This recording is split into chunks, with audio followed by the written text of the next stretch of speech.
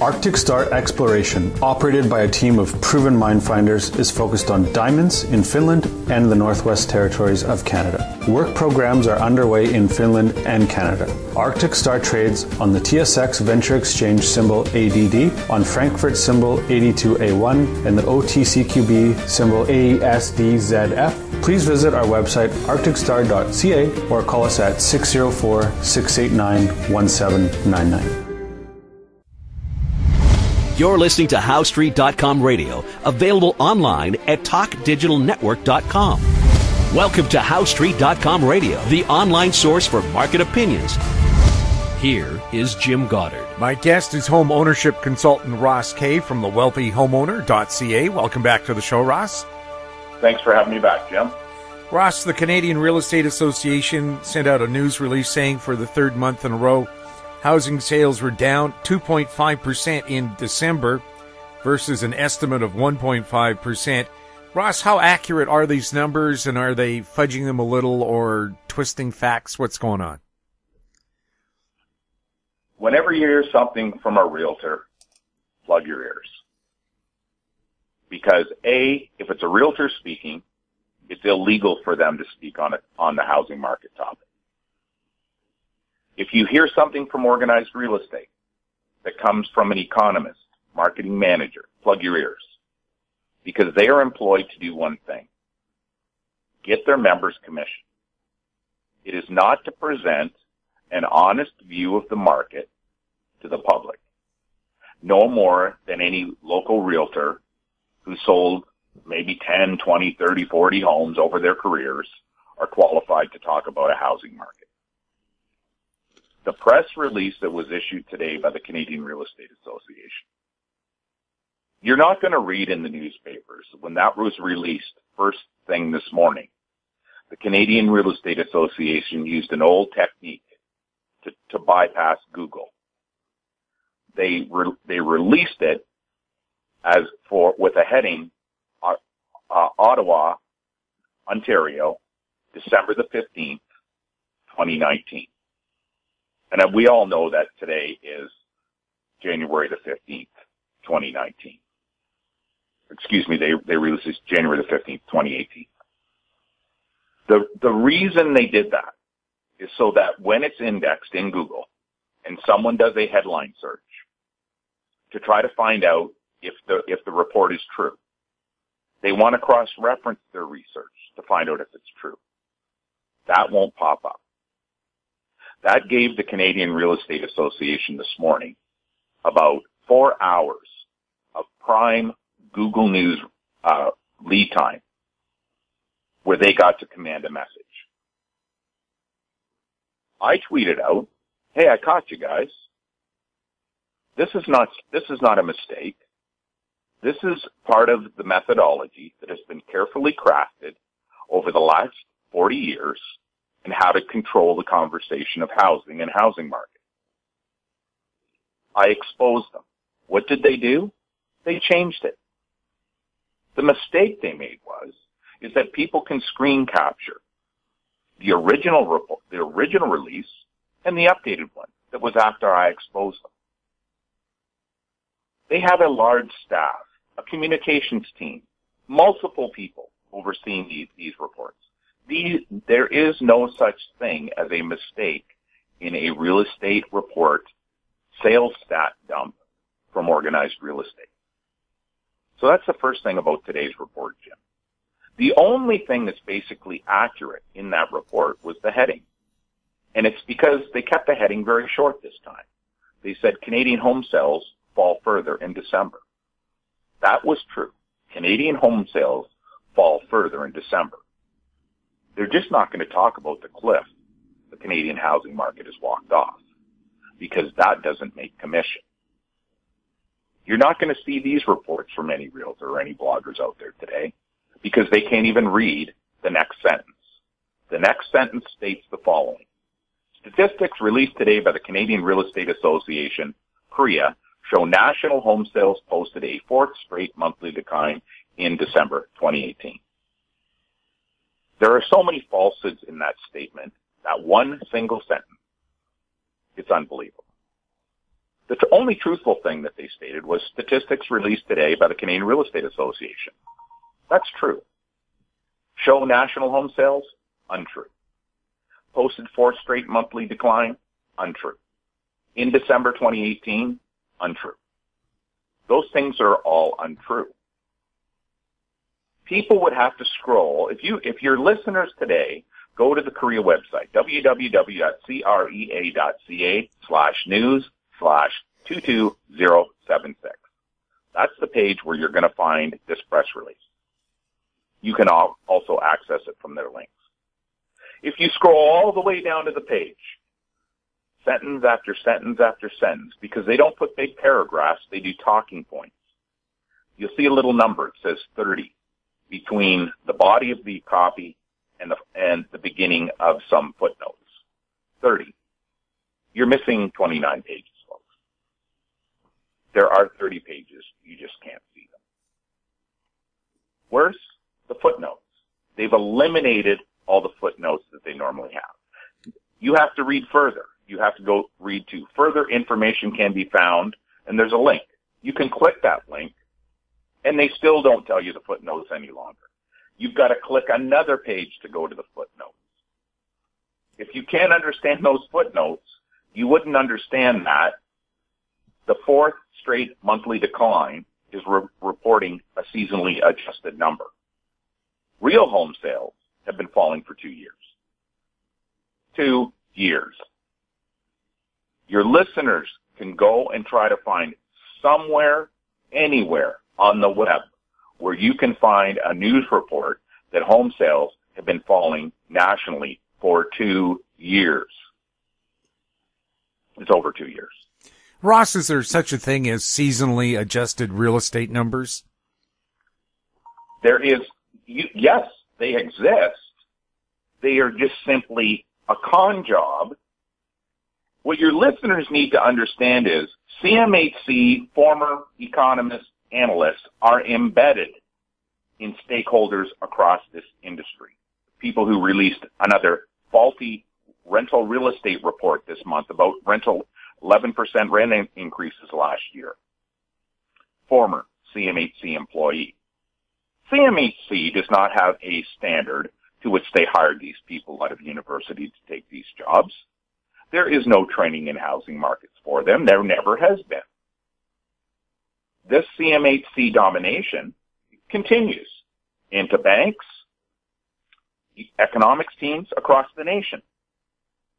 Yet you look at the quality of the reports issued by the CMHC, they simply regurgitate Korea data. They simply regurgitate builder data. They don't interpret any of the data because they're getting stats that they think is data. We'll have more with Ross Kay right after this. Avon Resources Limited is a gold exploration company with significant projects in British Columbia, Saskatchewan, and the Yukon. Trading on the TSX Venture Exchange, symbol ABN, and the pink symbol ABN-AF. Surrounded by world-class gold deposits and mines, Avon's 23,000 hectares Forest Kerr Gold Project is located in the heart of the Golden Triangle in northwestern BC. For more information, visit us at avonresources.com.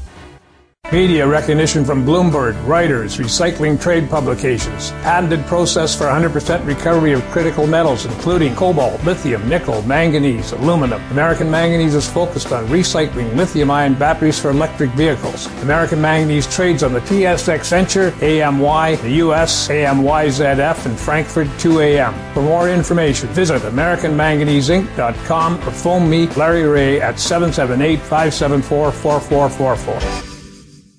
Welcome back. We're speaking with Ross Kay. Ross, a survey found that 25% of Canadians who are using their home equity loans are only making interest payments. What does that tell us what's going on with real estate? What it tells you is, contrary to what you probably read in these reports, homeowners are really smart. All of the insults that have been labeled on the Canadian homeowner, we're talking 11 million families, folks, by economists and analysts and people looking to create clickbait, which this report is. It's time for it to stop. Has anybody ever looked at how low the foreclosure rate is in Canadian history? Has anybody looked at how low the foreclosure rate was during the 1990s in the greatest house price correction to date, that being in Ontario? No, they don't look at that. They talk about debt as if they're qualified to talk about mortgage debt. There is approximately $1.5 trillion responsibly being handled by Canadian homeowners. That money was borrowed by them to purchase a home. They are paying that mortgage debt off more rapidly at this month than they have in the entire history of this nation.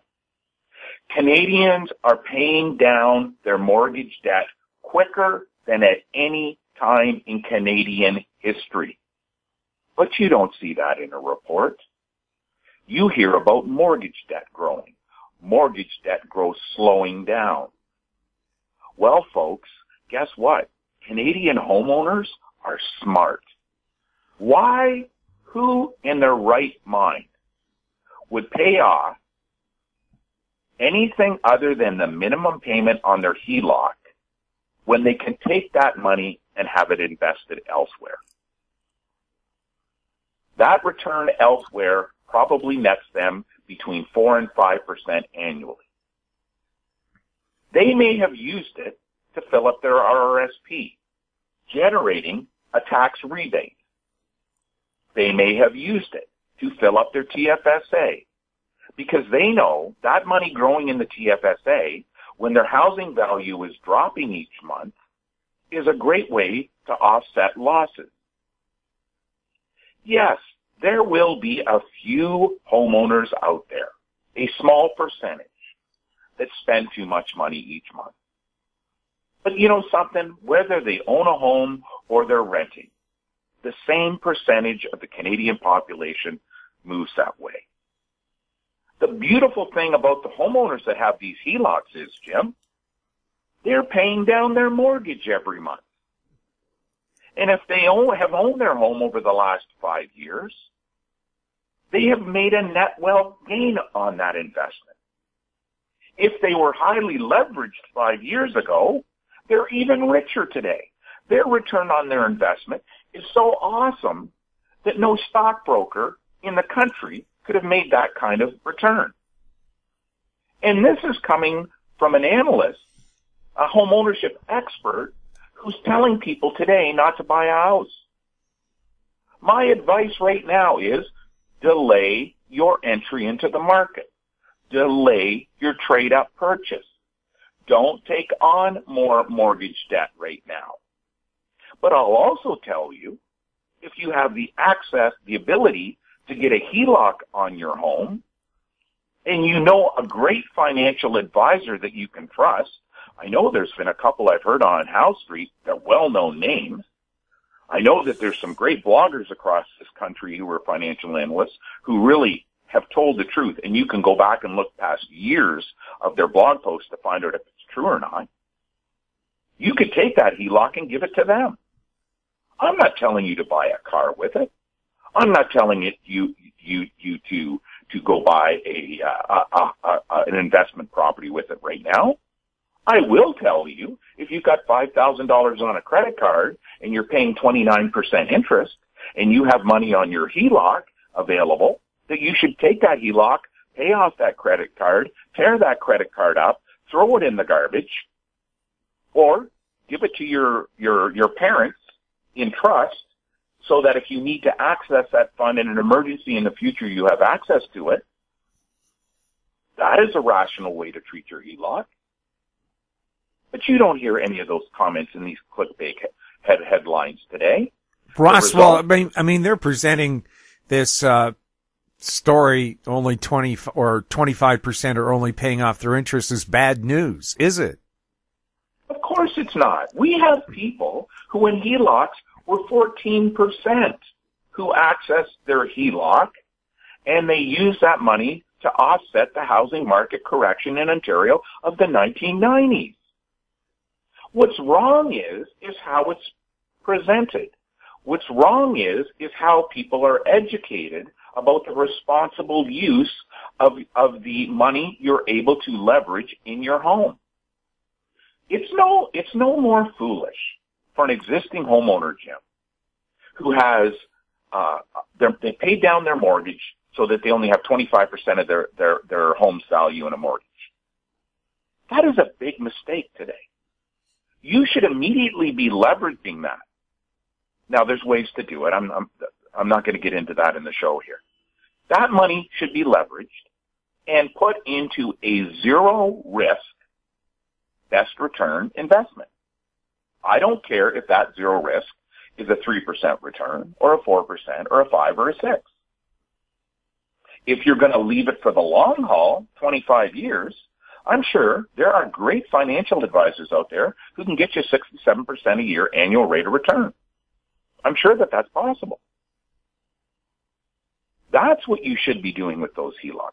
It is responsible use of money that you have saved.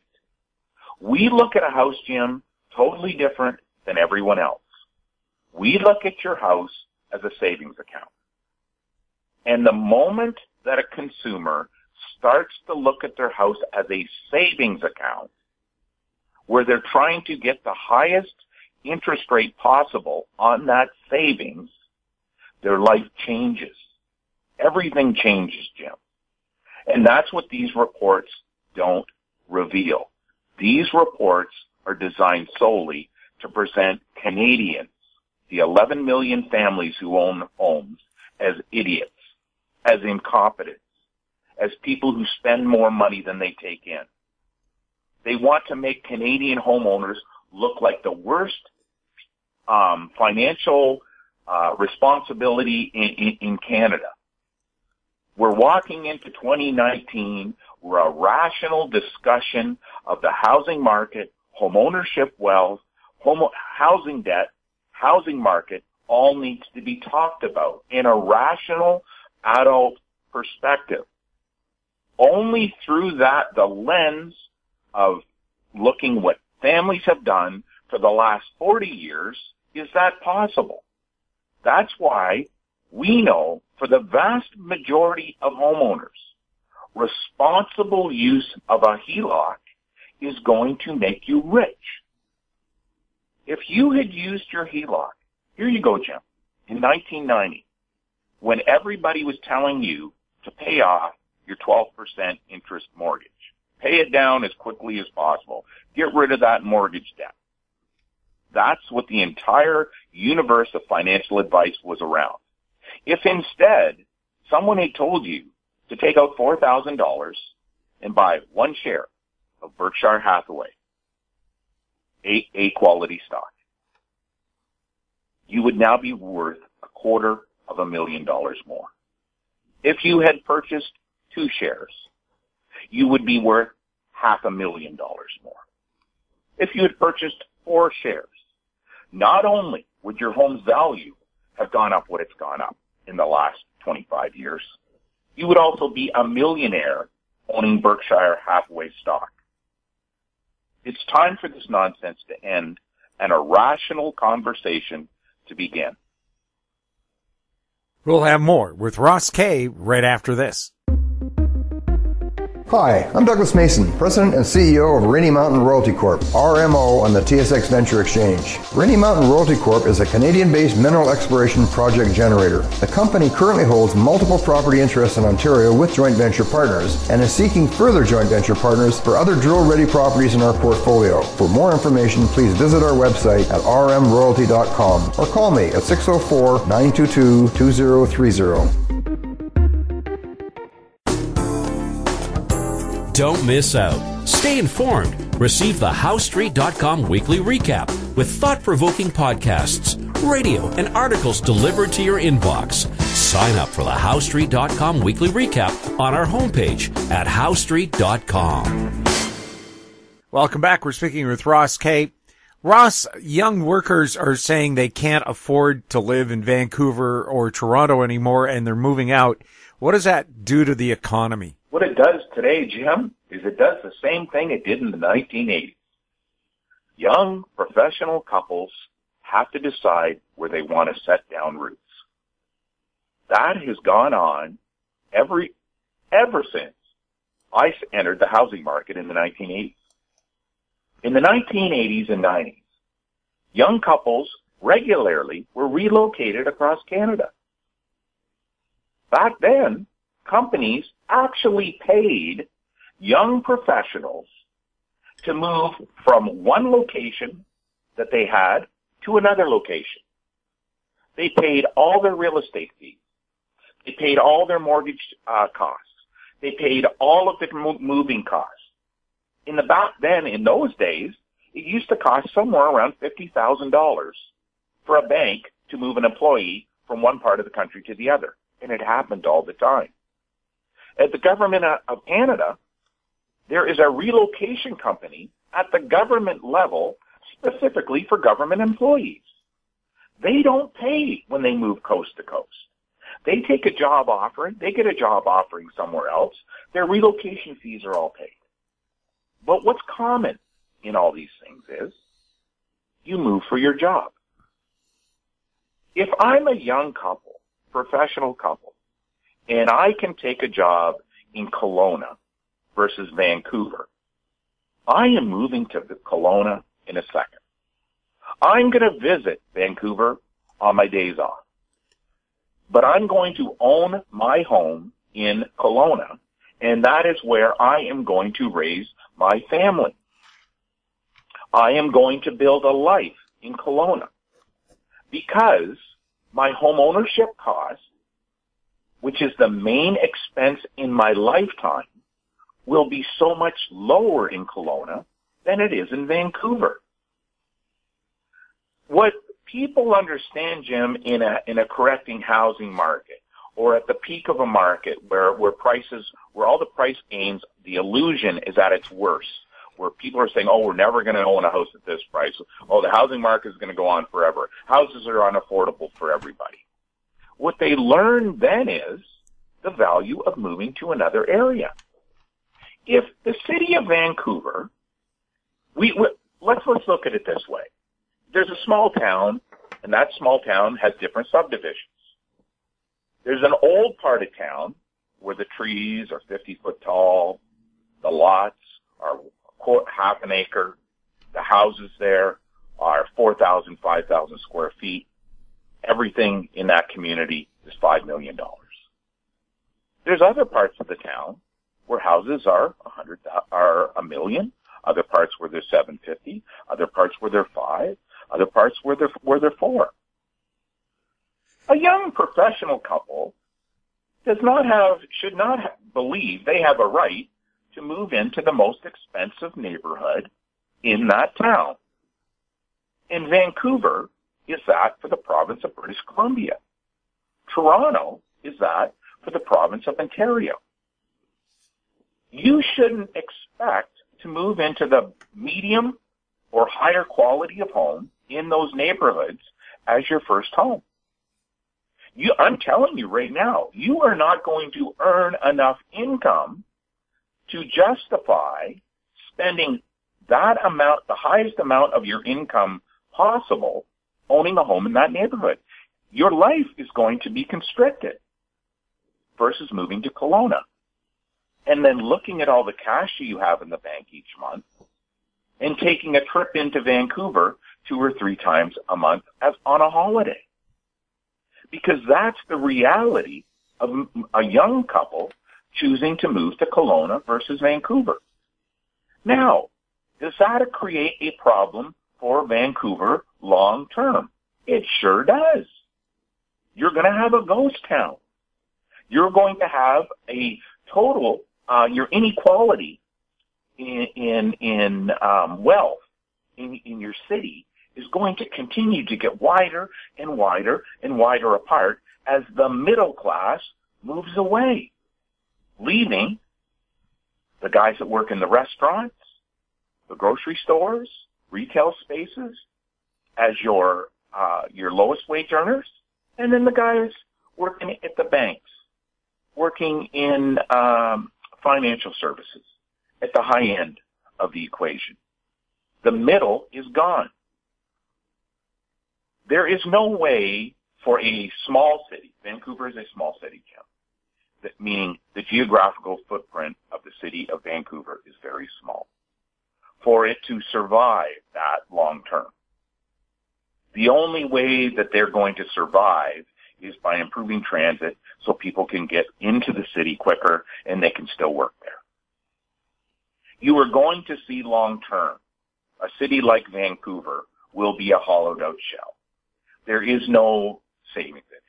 Where Vancouver is different than, say, Toronto is the size. Vancouver is a very small geographical city, and it's anchored by the University of British Columbia and Simon Fraser on the other side. So you've got two universities which are financial powerhouses in themselves. If the province of British Columbia wants to decide that they want to let in 40,000 foreign students, 50, 60, 70,000 foreign students a year into the province of British Columbia to hold up these universities, that's their choice. Vote. Make your vote count. My personal opinion is, I think the University of British Columbia should be relocated out to Kelowna or further east than that even. Get it off the most expensive real estate in Canada. It's the most ludicrous thing you could imagine from our perspective, the home ownership market, the housing market, how cities evolve, to see the prime real estate in the country housing a university, which foreign students are commanding a higher and higher number of deaths each year. It is ludicrous, yet it goes on. And then, not only that, UBC has their real estate professors, housing professors, making headlines across British Columbia with crazy claims, with things that they have no data to support, being believed as your middle class gets hollowed out. There is really no solution for Vancouver at this time, Jim. It is going to take a tremendous amount of hardship that city is going to have to go through. It's going to happen. There is no way to avoid it. But it's going to have to take place. That young couple you're talking about, Jim, I can tell you there are houses in Vancouver today that the 40-year cost of owning is cheaper than a house in Kelowna. But you don't hear those properties talked about, because what you hear about is you hear the affordability discussion. You don't hear what someone's speaking about the 40-year cost of ownership. You hear about, how much it's going to cost me my first year, instead of how much is it going to cost me over the next 40. When we talk about housing markets, we talk about the 40 years. We don't talk about the 1 year.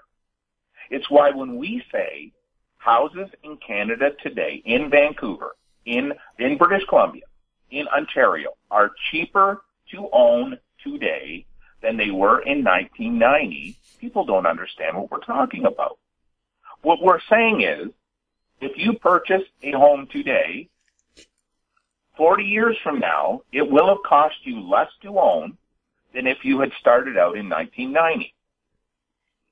Less of your annual income over those 40 years will be spent owning that home if you start out today than if you started out in 1990. That is not clickbait. That is not something that's going to get eyes on the wealthyhomeowner.ca. That's not going to get me on a TV show making some crazy comment about the housing market. But this is the truth, Jim. And this is what your listeners, I hope, take from our talks together. Ross, thank you so much for chatting with us. Hey, thanks for having me on, Jim. My guest has been home ownership consultant Ross Cave from thewealthyhomeowner.ca. If you have any questions for Ross or any of our other guests, you can send them to info@howstreet.com. Find us on Twitter @HowStreet, our YouTube channel, Talk Digital Network. I'm Jim Goddard. Thanks for listening. Comments made on HowStreet.com radio are an expression of opinion only and should not be construed in any matter whatsoever as recommendations to buy or sell any financial instrument at any time. Available online at TalkDigitalNetwork.com. HowStreet.com radio is a production of HowStreet Media Incorporated.